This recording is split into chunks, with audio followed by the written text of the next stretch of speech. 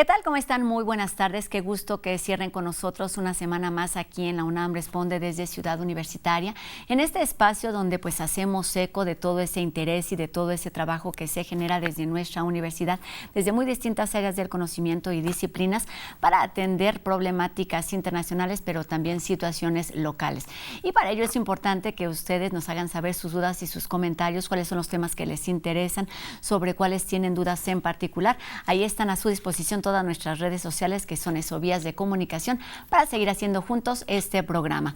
Y precisamente hablando pues de temas universitarios, ahora con el inicio del nuevo ciclo escolar 2021-2022, la UNAM lanza la aplicación Bibliotecas UNAM, con la que la comunidad universitaria puede tener acceso gratuito a más de 30 bibliotecas universitarias y a más de 1 millón de publicaciones.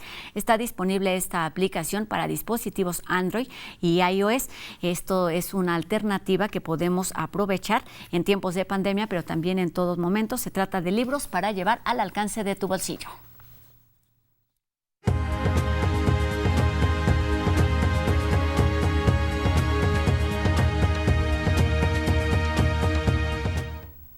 La situación actual de nuestro planeta está marcada por la intervención humana. ¿Cuáles de esas actividades sociales y económicas se pueden modificar para atender la problemática del cambio climático? De esto estaremos conversando esta tarde con nuestro invitado, el doctor Francisco Estrada Porrúa, quien es el coordinador del programa de investigación en cambio climático de nuestra universidad y también es, como decía, investigador y profesor de posgrado en el Centro de Ciencias de la Atmósfera. Doctor, un gusto que esté con nosotros aquí en la UNAM Responde. Muy buenas tardes. Hola, ¿qué tal? Muy buenas tardes y muchísimas gracias por la invitación. Pues mucho de qué hablar. Sabemos que el cambio climático ha estado en la agenda de muchísimos países, de la ciudadanía, desde hace ya algún tiempo, pero con este informe que dio a conocer la ONU hace un par de semanas, pues se volvió noticia. ¿Por qué, doctor? ¿Por qué se vuelve noticia? ¿Tiene que ver con los resultados, con la situación que estamos atravesando, con el trabajo de investigación? Platíquenos para empezar de este tema. Sí, mira, tiene que ver un poco con todo. Una cosa muy importante del último reporte del IPCC es la consistencia en lo que nos ha dicho desde 1990, cuando se publicó el primer reporte de evaluación. Todo lo que nos ha dicho tiene una consistencia muy grande, lo cual nos dice que los conocimientos que están detrás son muy sólidos. Por ejemplo, cambio climático es antropogénico. Ya no hay quien dude que las actividades humanas son las que están detrás de los cambios que hemos visto en el clima y los cambios que veremos en las próximas décadas y siglos. Los impactos ya se están sintiendo, ya podemos ver cambios, por ejemplo, en los patrones de precipitación, en la ocurrencia de eventos extremos. De hecho, esto es parte del reporte, pero también de otras investigaciones. Los eventos extremos que hemos visto últimamente se esperaban con cambio climático, pero se esperaban, digamos, mucho más tarde en el siglo, con niveles de calentamiento mucho mayores que los que estamos viendo ahorita. Entonces también es un llamado de atención para decirnos, ya no hay tiempo para estar pensando qué tenemos que hacer, ya no hay tiempo para estar procrastinando nuestras acciones o, como tú decías, mantenerlo en el discurso. Ya hay que pasar de ese discurso a las acciones.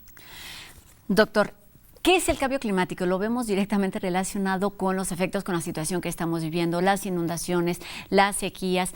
Incluso hemos hablado en este espacio de cómo, del origen de la pandemia con respecto a las acciones humanas que hacemos a lo largo, que hemos tenido a lo largo de los años. ¿Qué es el cambio climático? Y es necesario definirlo para poder atenderlo. Sí, el cambio climático que estamos viviendo ahorita es el cambio climático antropogénico.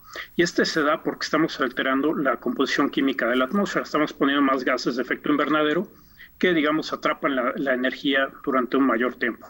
La Tierra, para recuperar su equilibrio de energía, lo que hace es aumentar su temperatura. Entonces, este aumento en la temperatura conlleva cambios en los patrones de circulación, tanto oceánica como atmosférica, cambios en los patrones de precipitación y, digamos, el clima cambia en su conjunto y así lo hacen también los eventos extremos. Lo que pasa es que los eventos extremos, que son raros, digamos, están como en la parte de la respuesta más no lineal del sistema. Es decir, pueden aumentar a una velocidad mucho más rápida que el cambio que estamos viendo, por ejemplo, en indicadores como la temperatura global, que ha aumentado ya 1.1 grados durante los últimos 150 años. El problema con esto es que había sido, un cambio que se dio a conocer y que se dio, digamos, de forma paulatina. El problema que se identifica a raíz de toda esta investigación, que tiene una importante validez, doctor, tiene que ver como con el sustento. Es el resultado de alrededor de 14,000 artículos científicos que se han producido en distintas partes del mundo y que es analizado por alrededor, también lo leí en algún artículo de la ONU, de 200 expertos. Esto, ¿qué nos dice? Es decir, como nos decía al principio, tiene una validez científica que no llega a la acción, que no llega a los tomadores de decisiones, que no llega a la ciudadanía. ¿Cómo lograr este paso, doctor? Y sé que es no es una sencilla respuesta. No, mire, lo que pasa es que sí, el IPCC tiene un papel fundamental, es la mejor manera, digamos, que tiene la ciencia de comunicar a la sociedad y a los gobiernos los resultados de los que ya pues hemos recopilado evidencias tanto con observaciones como con las proyecciones que se hacen con modelos climáticos. Entonces es la manera más precisa de comunicar lo que está pasando. Ahora bien, esa información no es suficiente, ¿no? Tenemos que complementarla y eso es lo que hemos estado haciendo en la UNAM, pues por más de 30 años ya, construir el conocimiento sobre qué es cambio climático en México, qué significa para nosotros, qué significa para los sistemas humanos y naturales estos cambios. Y eso es muy importante porque cuando uno ya ve que no es solamente que nos vamos a quedar sin hielo en el Ártico, sino que vamos a tener afectaciones nosotros en la biodiversidad que tenemos, México, país megadiverso, en la capacidad de producción de alimentos, en las enfermedades que nos van a tocar y también muy importante, en cómo nos va a pegar en la cartera. Esto ya empieza a traducirse a un idioma que los tomadores de decisión pues tienen más en cuenta. Y eso es lo que hay que aprovechar. Y la UNAM ahí tenemos un papel preponderante en generar esta información y transmitirla a la sociedad y a los tomadores de decisión. Doctor, toca un punto importantísimo. Por supuesto, es un problema global que requiere la participación de distintos países, de todos los países, de todas las naciones, de las autoridades, de la ciudadanía, pero es importantísimo el trabajo que se hace a nivel individual, a nivel global. ¿Cuál es la situación de nuestro país? Porque también en este informe se hablaba de los efectos, digamos, más evidentes para la región de nuestro continente. Entonces, ¿cómo está trabajando nuestro continente? ¿Qué ha hecho? Y en particular le preguntaría por México, además de este trabajo que se realiza en nuestra universidad, ¿cómo se hace este trabajo colectivo para que permee en la toma de decisiones y de acciones? Sí, mira, bueno, el reporte del IPCC nos dice básicamente qué pasa en grandes regiones del planeta, qué pasa a nivel global, y también viene una parte que es nueva, que es un atlas, digamos, regional. Si uno quiere entrar, puede ver, por ejemplo, los cambios que se esperan en la temperatura para distintas regiones del planeta, lo cual es muy útil. Pero, como te decía, esto lo tiene que complementar uno con la información local, ¿no? Por ejemplo, ahorita estamos viendo los resultados de un modelo de evaluación integrada que generamos en el Centro de Ciencias de la Atmósfera en cooperación con la Universidad Libre de Ámsterdam. Y ahí lo que podemos ver es, por ejemplo, cuánto le va a costar a los distintos países y regiones del mundo cambio climático si seguimos con un escenario de emisiones como el que llevamos ahorita, ¿no? En ese caso, por ejemplo, para México, todos los costos de cambio climático durante este siglo, si uno los suma y los hace comparables en el tiempo, serían equivalentes a perder este año entre un Producto Interno Bruto completo de México y 5 veces el Producto Interno Bruto de México de ahorita. Es una cantidad monstruosa, ¿no? Sí, claro.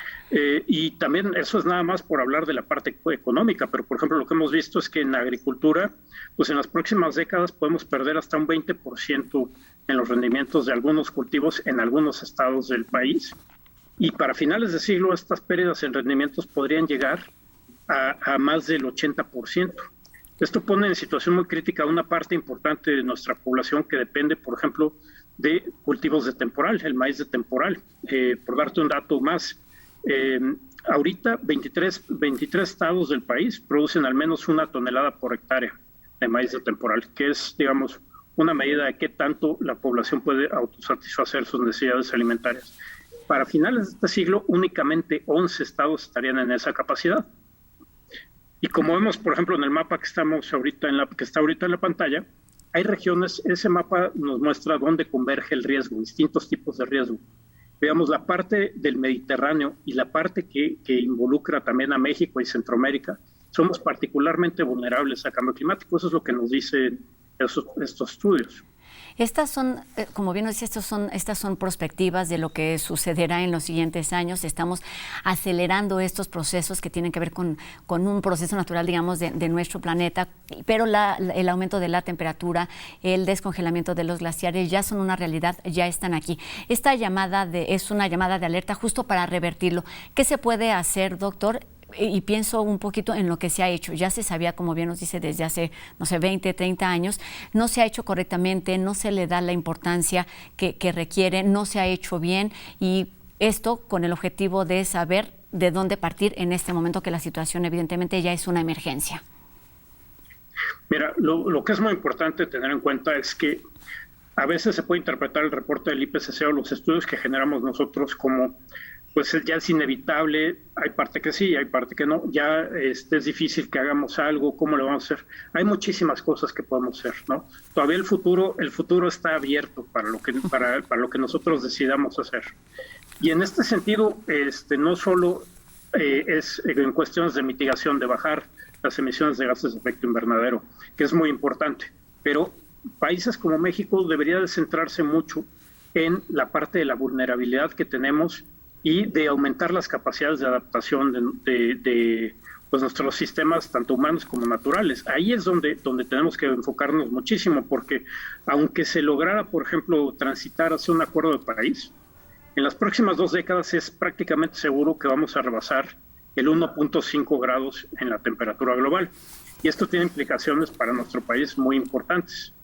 Y más que eso, es que si rebasamos a mediados de siglo esa cantidad, seguramente vamos a llegar a más de 2 grados a finales de siglo, 2, 3 grados. Y eso es un escenario, digamos, optimista. ¿Qué es lo que ha hecho México? México ha hecho un esfuerzo importante en algunos temas. Como te decía al principio, pues se ha generado mucha información sobre cambio climático. Estamos muy lejos de tener toda la información que necesitamos. Cuando pensamos en México, pues vemos que es un país megadiverso, y es también muy diverso culturalmente y socialmente, es muy diverso geográficamente y muy diverso climáticamente, ¿no? Entonces, por ejemplo, para poder adaptarnos necesitaremos tener información a nivel estatal y a nivel municipal para realmente decir quién se va a adaptar, cómo se va a adaptar, a qué se tiene que adaptar y cuándo tendríamos que estar haciendo estas cosas. En ese sentido, pues yo creo que tenemos un déficit de adaptación, ¿no? Ni siquiera estamos adaptados actualmente al clima que tenemos todos los días. Y lo que nos han dicho nuestros estudios es que la velocidad en que el clima está cambiando se hace más rápido. O sea, esa velocidad aumenta según pasan los años, ¿no? Entonces, por ejemplo, tendríamos a lo mejor 20 años para podernos adaptar a un clima que no conoceríamos ahorita. Si cambiáramos de sopetón al nuevo clima, sí, diríamos, esto es tener eventos extremos todos los días, todo el día, ¿no? Y ese es el tipo de urgencia que tenemos. En la gráfica que se muestra ahora en la pantalla, es cuando rebasaríamos en cada punto del planeta, por ejemplo, 2.5 grados, 3.5 grados y 1.5 grados. Y las fechas son alarmantes, porque, por ejemplo, rebasar 2.5 grados podría ocurrir en México a mediados de este siglo o en la segunda parte de este siglo. Y para cambios más drásticos, por ejemplo, más de 3 grados, sabemos que muchos ecosistemas no tienen cómo adaptarse a un cambio tan rápido y de esa magnitud. Entonces, tenemos ahorita todavía tiempo para tratar de evitar los peores impactos de cambio climático. Y en esta gráfica que estamos viendo ahorita, es otra vez, hay regiones en las que los riesgos convergen. Y eso pasa en México. Y en particular, pasa también en las ciudades de México. En las ciudades de México tenemos muchos problemas de diverso tipo, desde socioeconómicos como climáticos, ¿no? Entonces, por ejemplo, en esta otra gráfica que estamos viendo, lo que vemos ahí es que Ciudad de México, Monterrey y Guadalajara, para finales de esta década y principios de las del 2030, podrían estar perdiendo por cambio climático más de $1,000 millones cada año, de ahora en adelante. Entonces, la situación es muy grave y se requiere acción de inmediato. Justamente para terminar, doctor, esa es mi siguiente pregunta. Estamos hablando de situaciones que ya son críticas, el tiempo está encima y, por supuesto, la concientización, los acuerdos globales, los acuerdos locales son importantes, pero es indispensable pasar a las acciones, el cambio de hábitos, la toma de decisiones. ¿Cuáles son los escenarios, cuáles son esos temas prioritarios que se deben comenzar a trabajar hoy en muy distintos niveles, por ejemplo, en nuestro país, para comenzar, digamos, a abonar a la solución de esa problemática global, doctor? Sí, mira, yo considero que una de las cosas principales, tanto en adaptación como en mitigación, es tener mayor financiamiento de la ciencia en México, ¿no? En general de la ciencia y en particular de cambio climático. Necesitamos mucha más información. Como te comentaba, México es un país muy diverso y necesitamos saber qué es lo que cuáles son los riesgos de las distintas regiones, de los distintos sectores y actividades que tenemos. La pandemia nos enseñó que somos altamente vulnerables, nuestra sociedad es altamente vulnerable. También nos enseñó una cosa, que si nosotros no generamos el propio conocimiento o no impulsamos que este conocimiento se transforme en medidas o en productos que pueda recoger, por ejemplo, la industria y hagamos como soluciones para los problemas que enfrentamos, pues nos la vamos a ver muy difícil. En la pandemia, nada más por mencionar, ¿qué tal nos fue, por ejemplo, en conseguir vacunas? Pues dependemos de fuera, ¿no? Entonces, este tipo de cosas son muy costosas en términos políticos, en términos económicos y en términos de bienestar y vidas humanas. Entonces, nuestro atajo para evitarnos estos problemas es la generación de conocimiento. Ahora bien, México tiene que contribuir también a la reducción de gases de efecto invernadero a nivel global. Es la única manera de evitar los peores impactos y también a generar la conciencia en el público en general, cosas como las que estamos haciendo ahorita, para incentivar estos cambios de consumo y de actividades que cada uno de nosotros tenemos por separado. Son muchas las tareas que tenemos pendientes a muy distintos niveles, pero por supuesto debemos insistir en la importancia de invertir en la ciencia.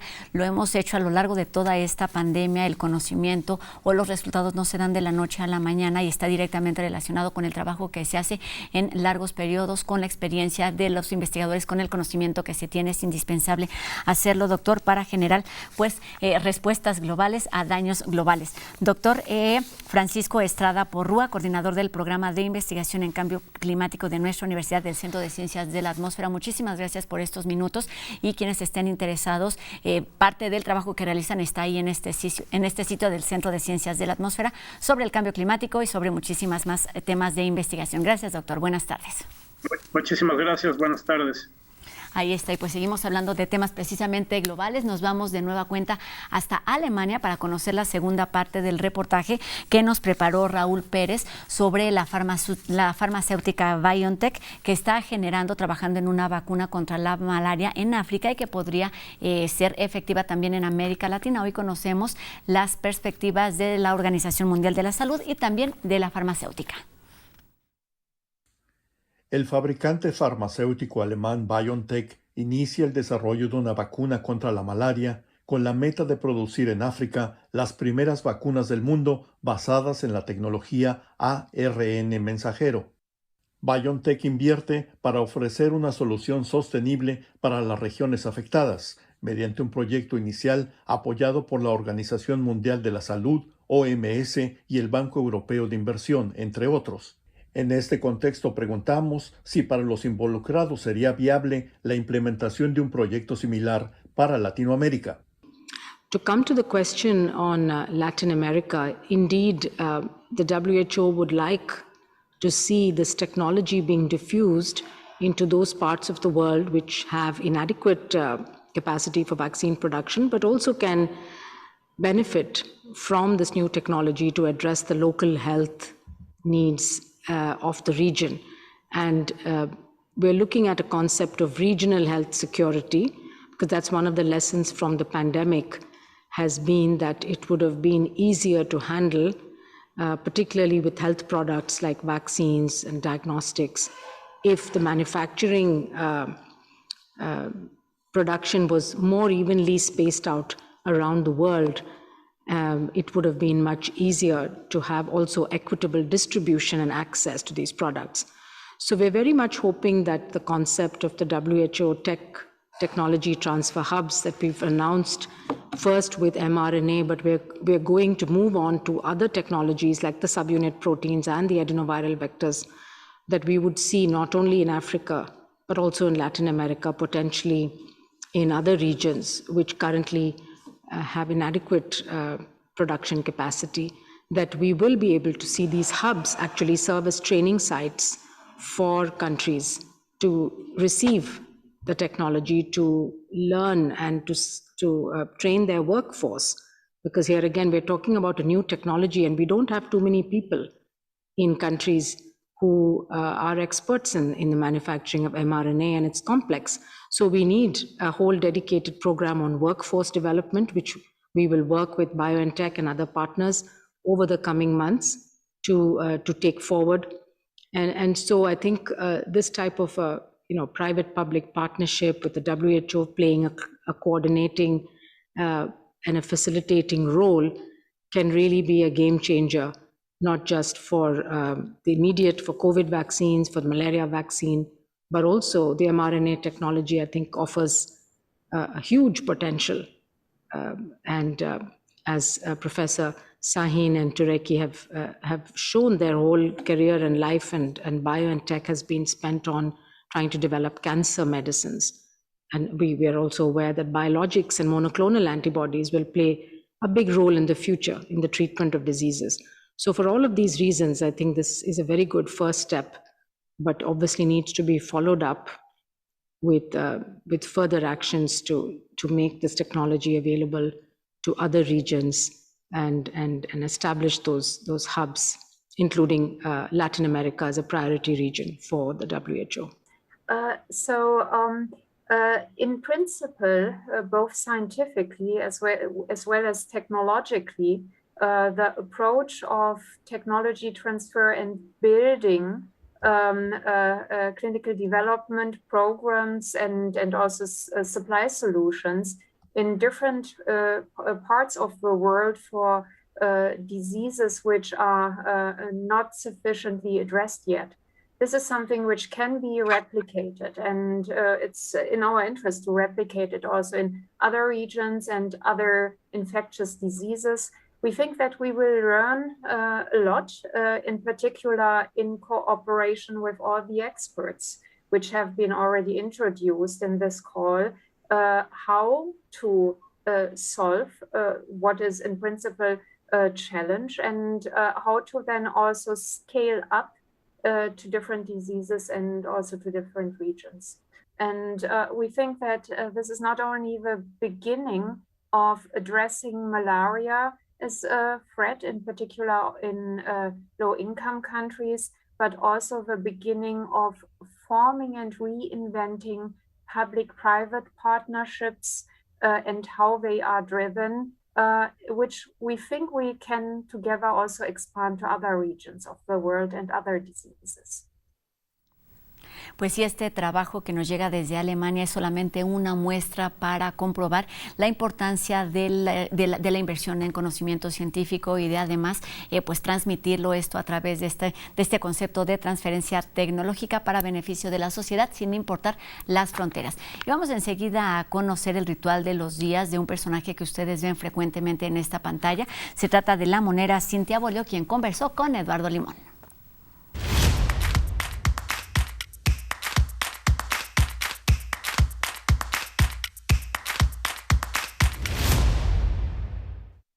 Ernie Bushmiller, creador de Periquita, decía que la vida de un comiquero, de una historietista, es muy emocionante de una forma muy aburrida. Sigue siéndolo así, en medio de esto que aún vivimos, de este nuevo ritual de los días.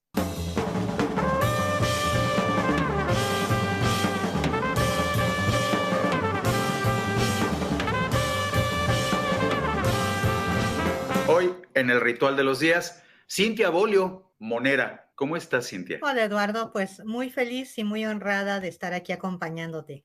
¿Cómo transcurre el ritual de los días de Cintia Bolio? Dada mi profesión, estoy acostumbrada a estar muy pegada al respirador dibujando o leyendo. Entonces, no me ha parecido tan drástico el cambio, excepto con las actividades que sí tenemos por fuerza que trasladarnos, por ejemplo, a Canal 22 a grabar las cápsulas de La Chamuca. Ahí sí, pues ha habido un cambio grande que nos ha tenido desde marzo del año pasado lejos del estudio. La Chamuca, pues es mi personaje más reciente se llama así porque es parte de este programa Chamuco TV que tenemos de la revista. Y bueno, elegí la chamuca por ser el apodo que me dio el maestro Rius, que queremos mucho y extrañamos un montón. Y pues nada, la chamuca tiene todos esos ingredientes necesarios de irreverencia y de honestidad y de decir las cosas con desparpajo y con humor y bueno, describir la vida de las mujeres, que también tenemos derecho a hablar desde nuestro lado de la historia. Esta coyuntura, ¿hasta qué punto se ha visto de alguna forma amplificada, quizás también por el hecho de la pandemia, Cintia?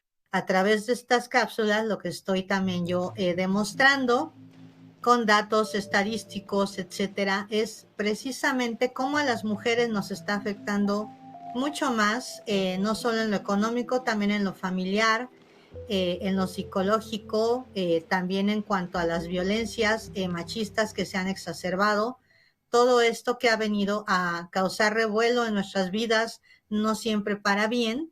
Entonces, pues se trata también de a través de las monitas, pues crear estas alarmas, ¿no? Hablar de esto que tiene que cambiar necesariamente y esperemos que sea a corto plazo y que no nos echemos otras 6, 7 generaciones.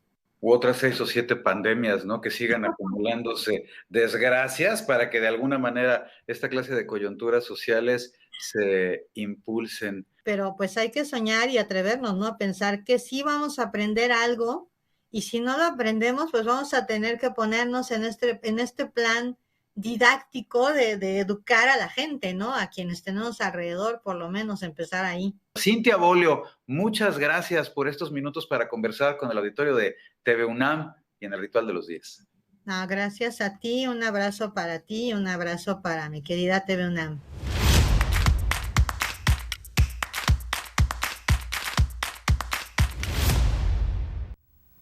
La creatividad es una herramienta para expresarnos, pero también una alternativa para adaptarnos a las realidades que estamos viendo, principalmente con esta pandemia que pues ha puesto al mundo en alerta y también a cada uno de nosotros quizá de cabeza. Y bueno, nuestra universidad no para, el conocimiento no se detiene, es viernes, sigámonos cuidando y bueno, podemos seguir nuestra conversación a través de todas nuestras redes sociales, ustedes ya las conocen, decidan si es Facebook, Twitter, Instagram, también nuestro canal de YouTube está abierto para hacernos llegar sus dudas y sus comentarios con respecto a este programa de la UNAM Responde y con respecto también a toda la programación de TV UNAM. Con mucho gusto les deseamos un excelente fin de semana y nos encontramos aquí el próximo lunes en una emisión más de La UNAM Responde. Adiós.